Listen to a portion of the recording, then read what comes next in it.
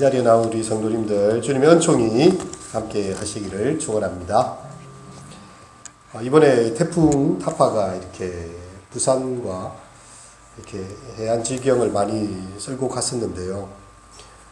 이 부산에 제가 있을 때 태풍이 심하게 치는 날에 사람들이 바다로 잘 나오지 않습니다. 근데 일부러 이렇게 오륙도라든지 광안리 바다나 이제 가보면 정말 이 평상시에 있는 것과는 평상시에 그 바다와는 비교가 되지 않는 거대한 돌풍과 파도들이 와서 부딪히는데 그 앞에 탁 서 있으면 정말 이 우주 속에 인간이라는 존재가 얼마나 작은지 저 거대한 파도를 만드시고 저 바람을 운행하시는 하나님 앞에서 참 겸허함을 느끼게 됩니다. 우리가 그 자연 앞에서만 서도요, 그 거대한 힘 앞에서 우리가 자신의 연약함을 보게 되는데, 이 시편 48편의 이 고라 자손들은요, 하나님의 그 위대하심에 대해서 여호와는 위대하시니 우리 하나님의 성 거룩한 산에서 극진히 찬양받으시리로다. 그 하나님의 크심과 그분의 은총을 생각하면서요, 위대하신 하나님, How great is our God. 이렇게 영어 찬양에 보면 그런 찬양이 있거든요. 하나님은 위대하시다. 위대하신 주님을 그렇게 찬송을 드리고 있습니다. 이 시편 48편은 찬송시예요. 특별히 시온의 노래로 시온성에 올라가면서 부르는 그런 찬송시입니다. 하나님의 임재와 보호가 거룩한 산, 그 성소에 계심을 보고 여호와는 위대하시다. 하나님은 크고 두려우신 하나님, 위대하신 하나님을 찬양하고 있는 그런 찬송시입니다. 이게 네 단락으로 크게 나뉘는데요. 1절은 찬양받으시기에 합당하신 하나님을 표현하고 있고요. 2절부터 8절까지는 시온산의 영광에 대한 찬송을 부르고 있습니다. 9절에서 11절은 회중이 하나님께 말을 건네는 것이죠. 우리가 들은 대로 만군의 여호와의 성, 우리 하나님의 성에서 보았나니 이렇게 하면서 회중들이 말을 하는 것입니다. 그리고 이제 12절과 마지막 절까지는 산을 순행하라고 예배자들에 대해서 여호와의 산에 올라와 그를 찬양하라고 그렇게 예배자들에 대해서 권고하고 있는 것이죠. 기독교 예배 역사에 보면요, 시편 48편은 성령 강림절, 그러니까 오순절에 적합한 시편 중에 하나로 사용이 많이 되었습니다. 그래서 예루살렘 시온이 바로 기독교의 출생지가 되는 것이죠. 그리스도께서 골고다 언덕 갈보리 산 위에 죽으시고 또한 무덤에 죽음의 권세를 깨뜨리시고 부활하신 그곳에 바로 이 시온산에서요, 시온에서 이렇게 기독교가 탄생하게 됩니다. 그래서 시편 47편, 8편은 그렇게 성령 강림절에 교회의 탄생을 알리면서 불리워지는 그런 찬송이었다는 것이죠.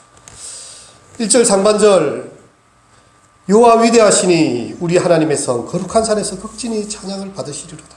이 선포가 있은 다음에요, 이 시온산의 영광에 대해서 아주 자세하게 찬송이 그려지고 있습니다.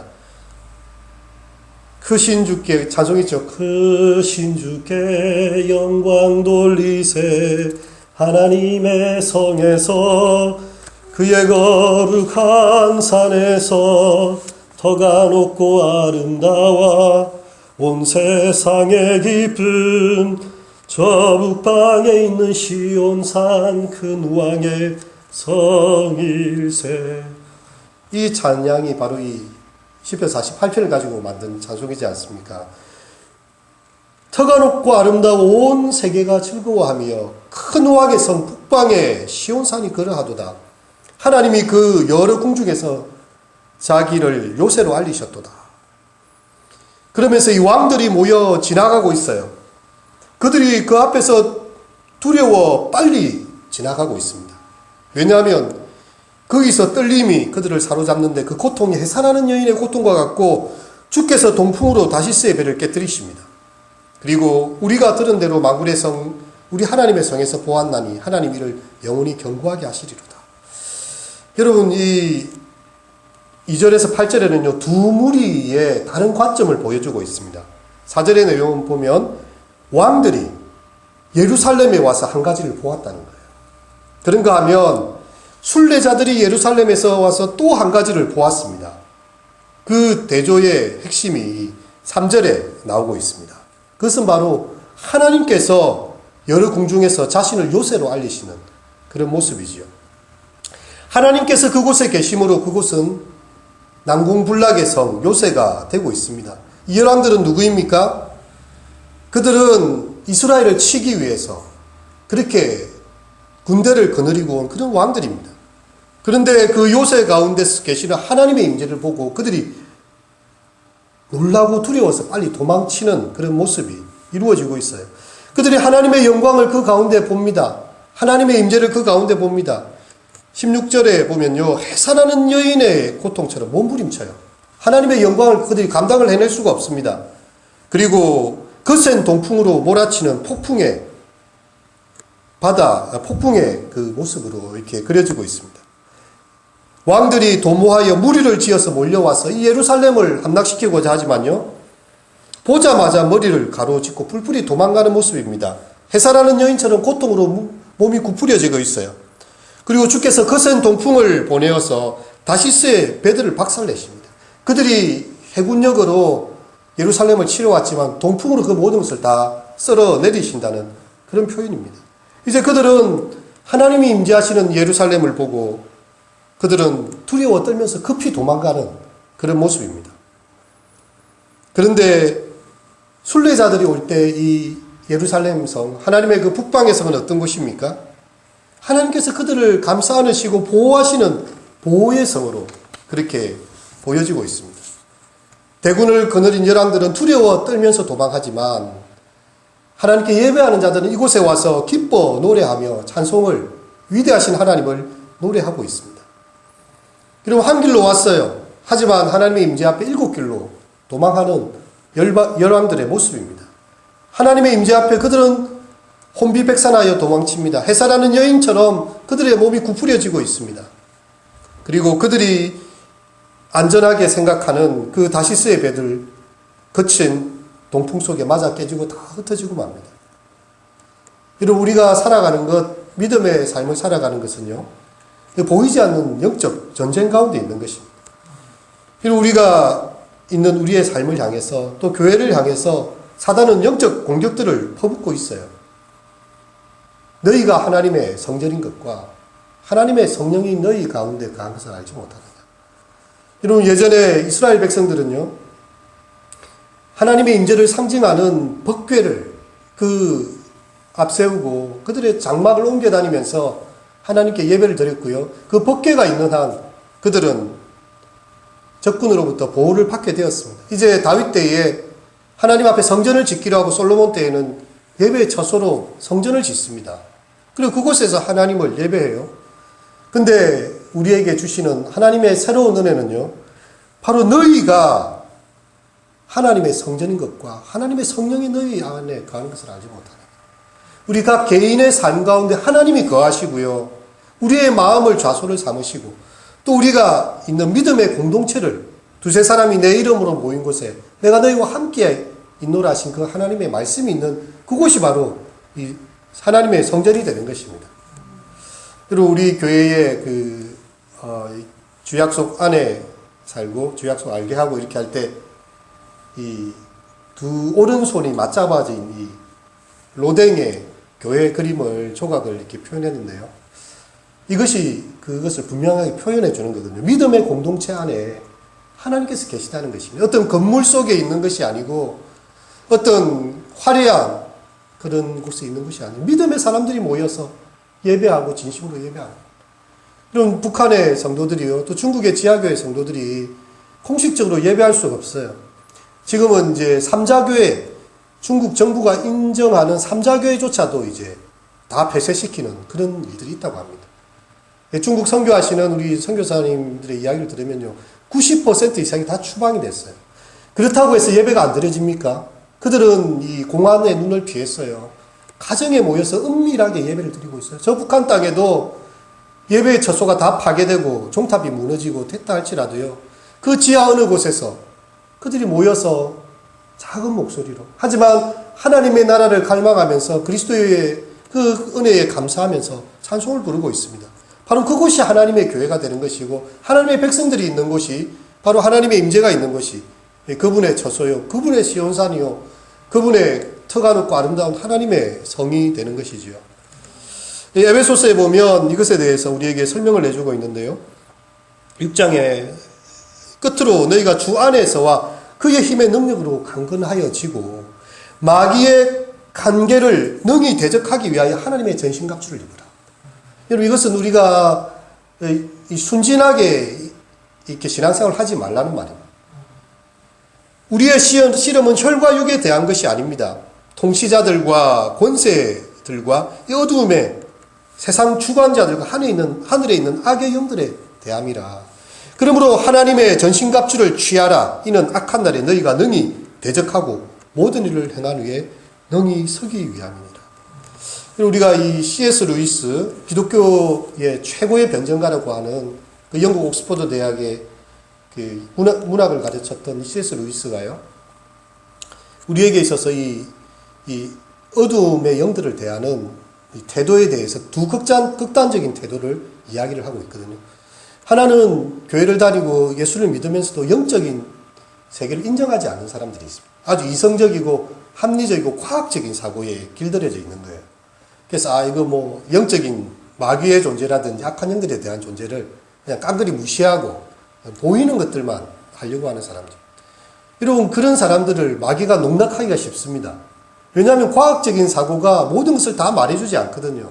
근데 그것이 진리라고 믿는 절대적인 믿음 때문에 이 영적인 싸움을 아예 무지하게 만들어 버리는 것입니다. 또 그런가 하면 영적인데 너무 예민해가지고 사단의 권세, 어둠의 영들을 거의 감당할 수 없을 정도의 거대한 힘으로 간주를 하고 막 그 앞에 그냥 엎드려지고 막 정신을 못 차리는 또 그런 너무 민감한 형태의 그런 모습.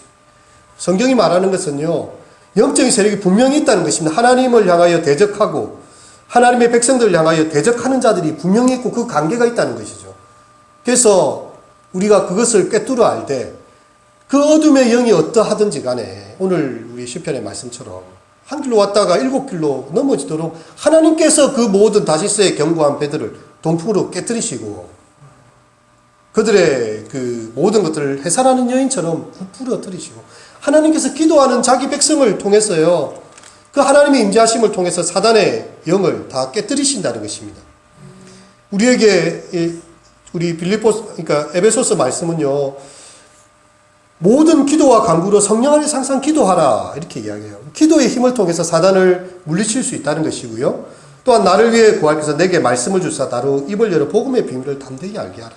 무엇입니까? 우리에게 이 하나님의 말씀, 성령의 검, 하나님의 말씀을 가지라는 거죠. 이것이 사단의 권세를 이기는 힘이 됩니다. 여러분, 예수님께서 이렇게 40일 동안 광야에서 시험 받으실 때에요, 그 사단의 존재를 분명히 인식하셨습니다. 돌로 떡덩이를 만들어 먹으라. 저 산에 올라서 나에게 절을 하라. 그리고 정동 꼭대기에서 뛰어내리라.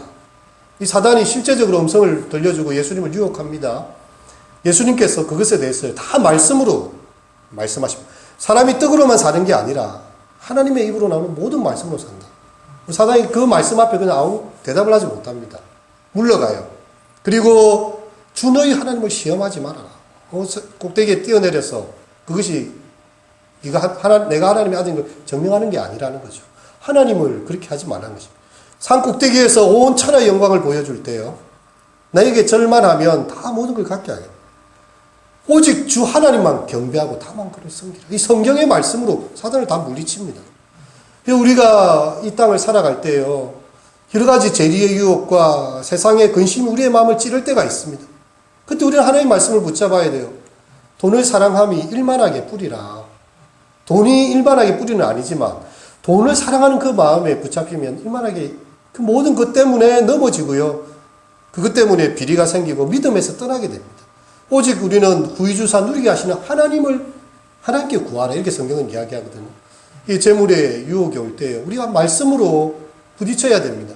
먼저 그의 나라와 그의 의를 구하라. 그리하면 이 모든 것을 너에게 더하시리라. 내가 하나님의 일들의 우선순위를 둘 때 하나님께서 그 필요한 거, 무엇을 먹을까, 입을까, 마실까 하나님 다 알고 계시고 이방인들이 구하는 것이고 너희는 그의 나라와 의를 구하면 주님 다 채워주십니다. 우리가 시험 당할 즈음에 너무나 그 시험에 압도되고 그것이 우리를 집어삼킬 것 같습니다. 하나님은 미쁘시사 우리가 시험당함을 허락지 아니하시고 우리가 감당치 못할 시험당함을 허락지 아니하시고 시험당할 즈음에 피할 길을 내사 너희로 너무 감당케 하시다. 이런 우리가 성경을 읽지 않으면요 우리에게 오는 이 세상의 논리와 그 사단의 괴계로부터 우리가 이겨낼 재간이 없어요. 그래서 우리가 성경의 말씀을 많이 읽어야 됩니다. 그리고 성령께서는요 필요할 때 그 말씀들이 생각나게 하십니다. 우리의 마음이 무너질 때요 성경의 구절들이 생각나게 하세요.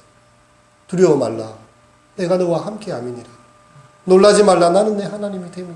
우리가 혼자 있는 것 같고 외롭고 어떻게 해야 될지 모를 때 하나님 말씀이 우리를 생각나게 하십니다. 그리고 우리가 그 말씀을 붙잡고 기도할 때에요 하나님께서 그 모든 사단의 권세를 다 물리치게 하는 구원의 투구와 성령의 검 하나님의 말씀을 가짐으로 우리가 승리하게 하시는 귀한 은혜가 있는 것입니다. 그래서 우리는 그 하나님, 우리 가운데 거하시는 하나님을 인하여서 이 세상의 어두운 영들에 대해서 또 우리의 심령을 상하게 하고 믿음에서 떠나게 하는 것들에 대해서 담대하게 외칠 수가 있는 것입니다. 제가 이렇게 어릴 때 막 이렇게 새로운 유행들이 막 생길 때였어요. 막 노란 머리 혹은 뭐 이렇게 찢어진 청바지 뭐 이런 일들이 참 이런 걸 어떻게 시대를 받아들여야 될까. 그때 내 나름 고민이 됐거든요. 근데 이제 아버지가 그런 이야기 하시더라고요.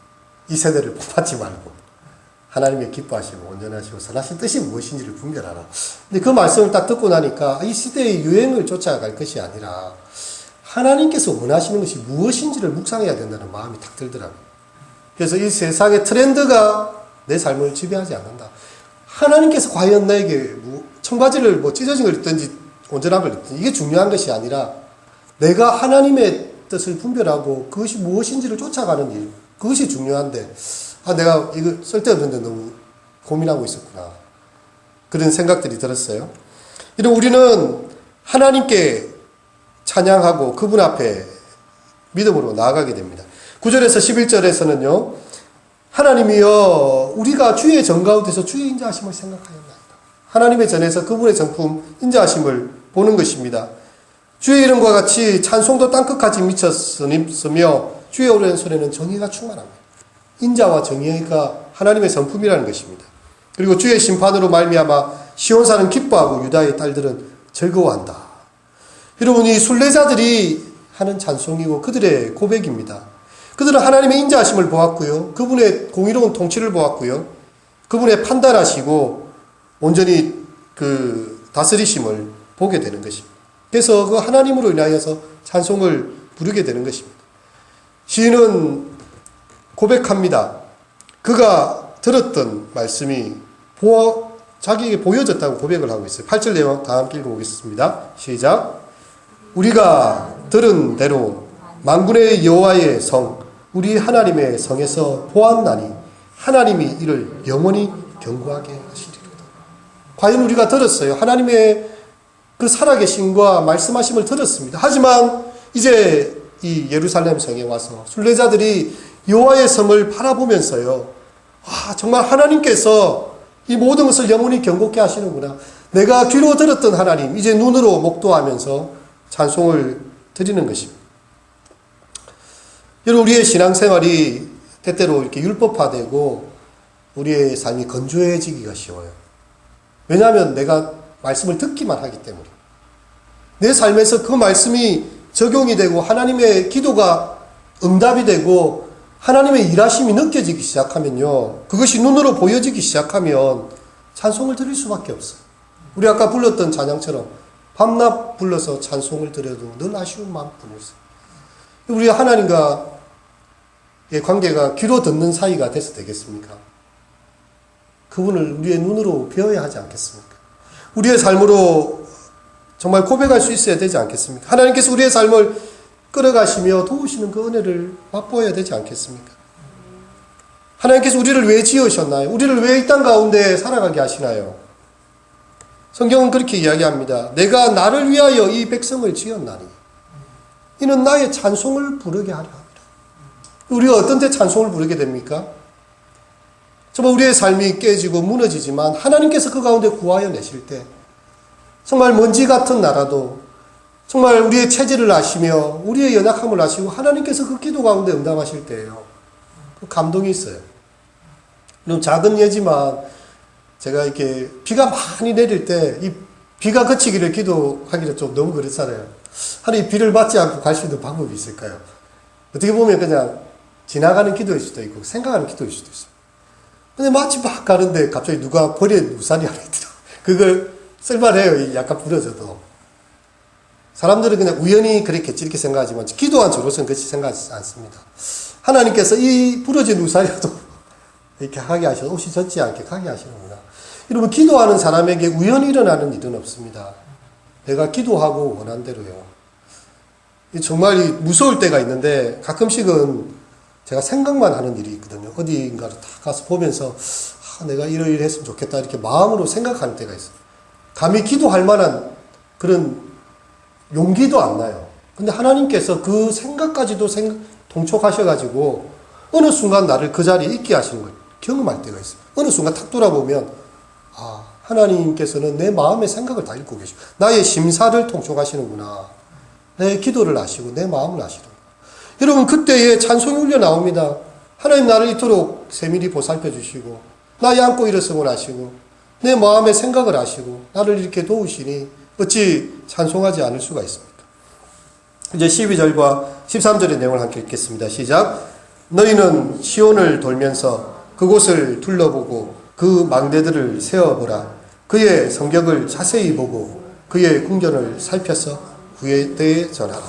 자, 여러분 예배자들이 시온산을 순례할 때요 망대와 성벽과 궁전을 다 이렇게 직접 돌아보면서 둘러보고 세어보고 자세히 보고 그렇게 하라고 합니다. 무엇입니까? 후대에 전하기 위해서. 그들은 시온산의 실체를 보고 예루살렘의 실체를 보면서 너무 어려서 이 순례자의 여정에 오지 못하는 어린 자녀들에게 가서 전해줍니다. 우리 하나님의 성, 저 북방의 성, 저 시온상에 하나님의 성전이 있고 하나님께서 임재하신다. 너희도 그 하나님께 경배하러 가자고 그들의 마음에요. 그 성벽과 망대와 궁전의 모습들을 하나하나 설명해 주면서 그 아이들에게 믿음을 전수해 주는 것이죠. 그리고 14절에 이렇게 표현합니다. 다 함께 읽겠습니다. 시작. 이 하나님은 영원히 우리 하나님이시니 그가 우리를 죽을 때까지 인도하시리로다. 이 영원한 하나님 우리를 마지막 죽음의 순간에까지 인도하시고 보호하시는 그 하나님이시다. 여러분 예배는요 우리의 언어의 영역을 초월해 버립니다. 우리가 하나님 앞에 서게 될 때 과연 무슨 말을 할 것 같습니까? 곧 다시 오실 예수님, 내가 주님 앞에 그분 앞에 서게 될 때 여러분 우리 과연 무엇을 이야기할 것 같습니까? 여러분 그냥 우리가 아무 말 하지 않아도요 정말 우리가 눈물만 흘려도 우리 인생을 다 아십니다. 네. 그 사랑하시는 우리 주님은요 우리의 눈동자만 보시고 우리 속에 흐르는 눈물만 봐도 다 그것을 이해하시는 그 하나님이십니다. 우리가 예배 자리에 나와서 그분을 배웠고 그분의 임재하심을 느끼고 그분의 감촉을 느끼고요 그분의 음성을 듣고 그 찬양의 소리를 이곳에서 우리가 경험하고 우리가 기도하는 것들요 그것이 응답되어지는 것을 보고 우리의 일상의 자리로 내려가는 거예요. 이제 그들은 이 성전에 와서 그의 궁전을 살피고 후대에 전하러 자신의 일상의 삶으로 돌아갑니다. 그들이 전하는 메시지는요 영원하신 우리 하나님, 그 하나님 우리를 죽을 때까지 인도하시고 도우신다는 그 찬송이 되는 것입니다. 크신 그 하나님, 저 북방에 있는 시온산의 큰 왕이신 하나님, 이제 우리의 왕 되시고 우리의 삶에 좌정하시고 다스리시는 그 하나님, 그 주님 우리가 찬양하며 오늘도 승리하시는 우리 모두가 되시기를 축원합니다. 우리 찬송가 208장 함께 부르시도록 하겠습니다.